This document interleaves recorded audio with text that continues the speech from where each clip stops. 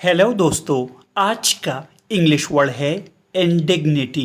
इंडिग्निटी का क्या मतलब है, आइए सीखते हैं आज की इस छोटी सी वीडियो में।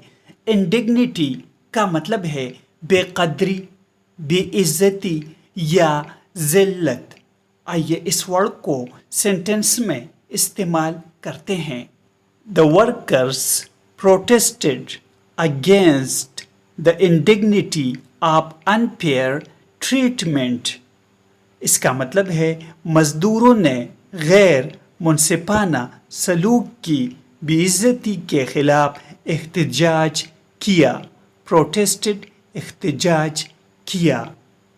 अनफेयर मीन्स गैर मुनसिफाना।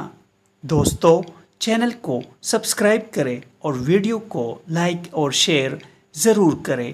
Thanks for watching.